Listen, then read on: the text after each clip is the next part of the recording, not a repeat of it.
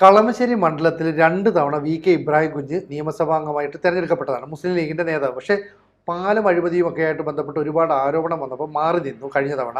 അങ്ങനെ വി. അബ്ദുൾ ഗഫൂർ മകൻ മത്സരരംഗത്തേക്ക് ഇറങ്ങി.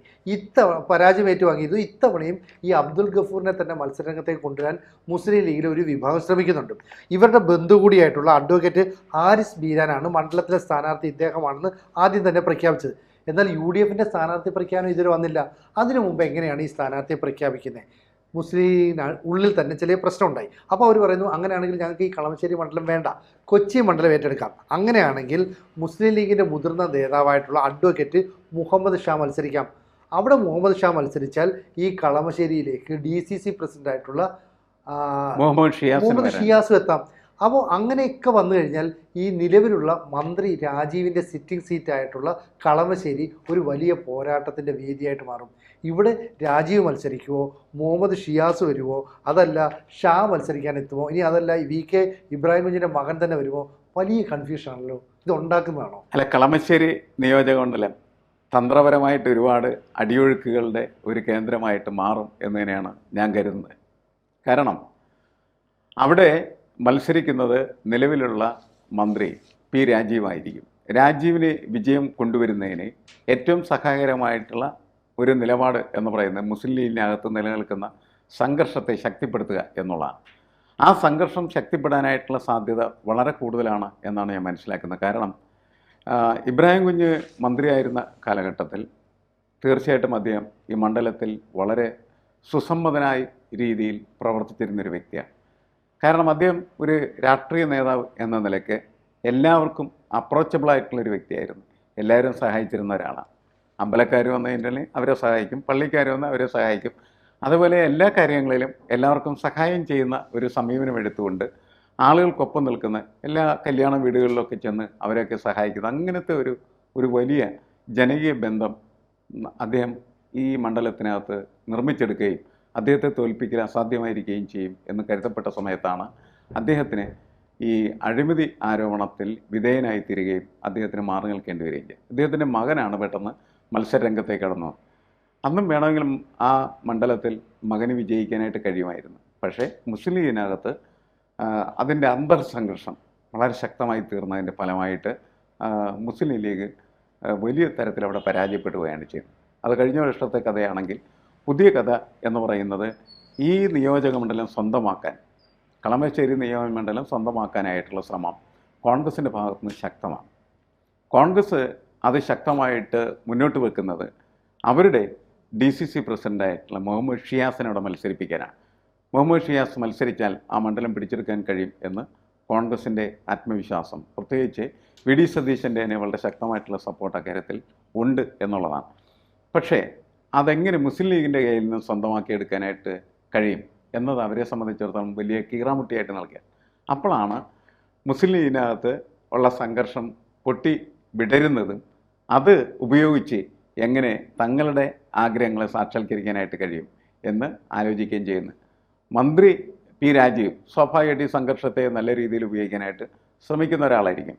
ആ തന്ത്രപരമായിട്ടുള്ള നീക്കത്തിലൂടെ തൻ്റെ വിജയം എന്ന് പറയുന്നത് വളരെ വളരെ എളുപ്പമാക്കി തീർക്കാനായിട്ട് കഴിയും എന്ന് അദ്ദേഹം കരുതുന്നുണ്ട്. അതോടൊപ്പമാണ് കോൺഗ്രസ് ഈ സംഘർഷത്തിലേക്ക് ഇറങ്ങി നിന്നിട്ട് ഈ മണ്ഡലം ഇങ്ങനെ സംഘർഷം നിലനിൽക്കുന്നല്ലോ, ഇത് നഷ്ടപ്പെട്ടു പോകുമല്ലോ, അതുകൊണ്ട് ഞങ്ങൾക്ക് തന്നേക്ക്, ഞങ്ങൾ ശക്തനായിട്ടുള്ള മുഹമ്മദ് ഷിയാസിനെ അവിടെ നിർത്തി മത്സരിപ്പിച്ചോളാം, നിങ്ങൾക്ക് അതിന് പകരം കൊച്ചി തരാം. അപ്പോൾ കൊച്ചി തരാം എന്ന് പറയുന്ന ഈ വാഗ്ദാനം മുസ്ലിം ലീഗിലെ ഒരു വിഭാഗത്തിന് വലിയ താല്പര്യമുള്ളതാണ്. കാരണം അവരുടെ മുതിർന്ന നേതാവിനെ കൊച്ചിയിൽ മത്സരിപ്പിക്കാം എന്നുള്ളതാണ് ഈ നിയോജകമണ്ഡലത്തിലുള്ള എതിർ വിഭാഗത്തിൻ്റെ ആഗ്രഹമാണ്. അവരുടെ തന്ത്രം അത് തന്നെയാണ്. അപ്പോൾ പലരുടെയും തന്ത്രങ്ങൾ അങ്ങോട്ടും ഇങ്ങോട്ടും ഏറ്റുമുട്ടി മുറിഞ്ഞു വീഴുന്ന കാഴ്ചയാണ് യഥാർത്ഥത്തിൽ നമ്മളവിടെ കണ്ടുകൊണ്ടിരിക്കുന്നത്. എങ്ങനെ ഈ കാര്യങ്ങൾ മുന്നോട്ട് പോകും എന്നുള്ളത് ഇനി വരാനിരിക്കുന്ന ദിവസങ്ങളിലെ ഇവരുടെ നീക്കങ്ങളുടെ അടിസ്ഥാനത്തിൽ മാത്രമേ നമുക്ക് തീരുമാനിക്കാനായിട്ട് പറ്റുള്ളൂ.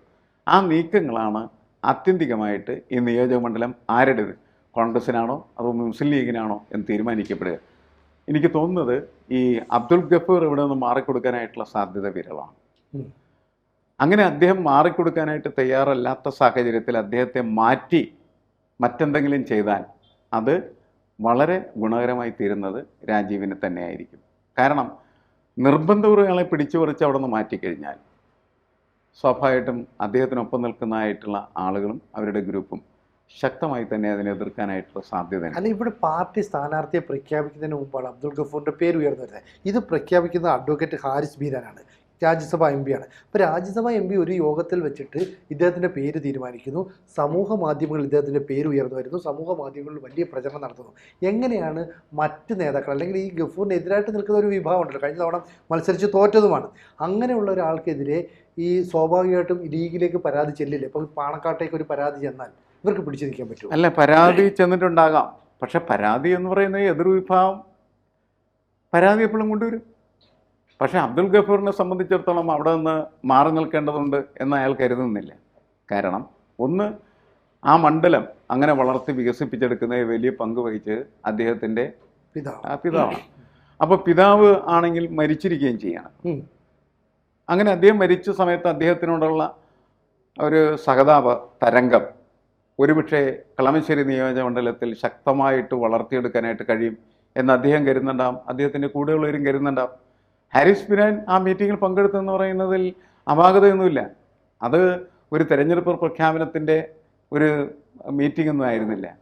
ആ മണ്ഡലത്തിലുള്ള പ്രധാനപ്പെട്ട മുസ്ലിം ലീഗിൻ്റെ പ്രവർത്തകരുടെ ഒരു മണ്ഡലം, അതിലൊരു മീറ്റിങ്ങിൽ അദ്ദേഹം പങ്കെടുത്തെന്ന് അദ്ദേഹം പറയുള്ളൂ. അല്ലാണ്ട് ഞാനിവിടെ സ്ഥാനാർത്ഥി പ്രഖ്യാപനം നടത്തിയെന്ന് പാണക്കാട് തങ്ങളും സംഘമൊക്കെ അദ്ദേഹത്തോട് ചോദിച്ചാൽ അങ്ങനെ ഒരു സംഭവം ഉണ്ടായിട്ടില്ലെന്ന് അദ്ദേഹം പറയുള്ളൂ.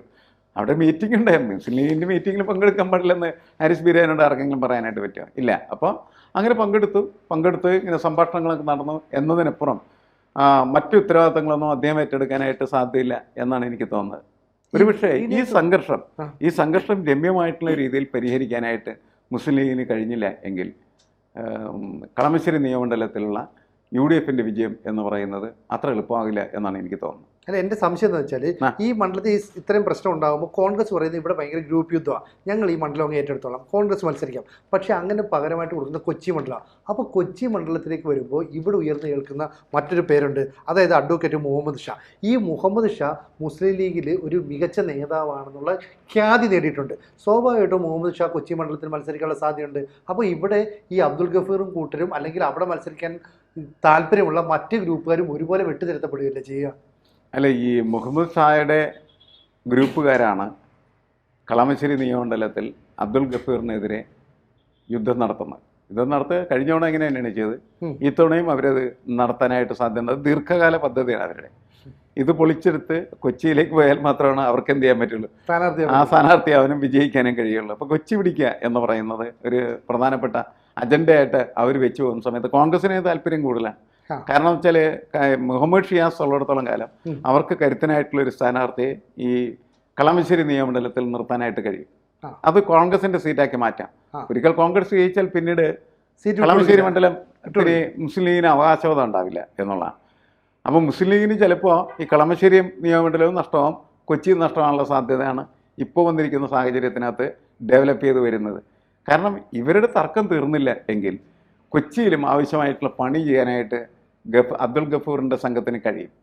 അതുകൊണ്ട് മുസ്ലിം ലീഗ് ഈ പ്രശ്നം രമ്യമായിട്ട് പരിഹരിക്കാനായിട്ട് ശ്രമിച്ചില്ലെങ്കിൽ മുസ്ലിം ലീഗിന് കൊച്ചിയും ഉണ്ടാവില്ല, കളമശ്ശേരി ഉണ്ടാവില്ല. കോൺഗ്രസിനാകട്ടെ കളമശ്ശേരി സ്വന്തമാക്കുകയും ചെയ്യാം. ഭാവിയിൽ ഒരു അവകാശവാദത്തിൽ നമ്മളെ പ്രസക്തി പോലും യഥാർത്ഥത്തിൽ നഷ്ടപ്പെടുന്നത്. നമ്മൾ മനസ്സിലാക്കേണ്ട, കൊച്ചിയിൽ നിന്നാണ് യഥാർത്ഥത്തിൽ ഇവിടേക്ക് ഈ സീറ്റിലേക്ക്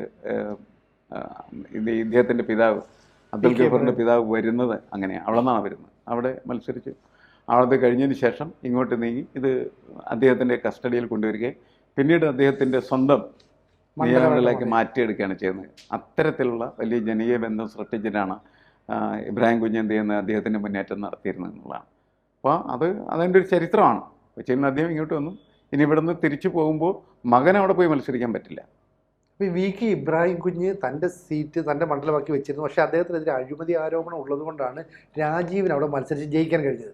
അതുകൊണ്ട് തന്നെ സ്വാഭാവികമായിട്ടും മുസ്ലിം ലീഗിനുള്ളിൽ ഒരു സ്പർദ്ധ ഉണ്ടാകുക, തമ്മിലടിക്കുക, ഗ്രൂപ്പിസം വളരുക, ഇതൊക്കെ തന്നെ രാജീവിൻ്റെ അല്ലെങ്കിൽ CPMൻ്റെ ഒരു ലക്ഷ്യം കൂടിയാവില്ലേ? അല്ല, CPMന് അതിൽ അത്തരം താല്പര്യം ഉണ്ടാവുമല്ലോ. കാരണം അവിടെ ഒരു സംഘർഷം ഉണ്ടെങ്കിൽ ഇവരുടെ വിജയം എന്ന് പറഞ്ഞാൽ വളരെ എളുപ്പമാണ്. കളമശ്ശേരി നിയമമണ്ഡലം എന്ന് പറയുന്നത് CPMൻ്റെ നിയമമണ്ഡലം അല്ല ശരിക്കും പറഞ്ഞിട്ട്.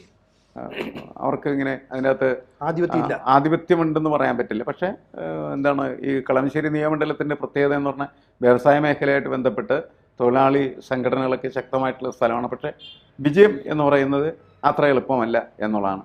അപ്പോൾ ഇത്തരത്തിലുള്ളൊരു സംഘർഷം അവിടെ ഉണ്ടാവുകയും അത് വികസിക്കുകയും ചെയ്താൽ രാജീവിനെ വിജയം വളരെ എളുപ്പമാക്കി മാറ്റാനായിട്ട് കഴിയും. ആ നീക്കമാണ് ഇപ്പോൾ നടത്താൻ പോകുന്നത് അല്ലേ? ആ നീക്കം ഉണ്ടാകാം.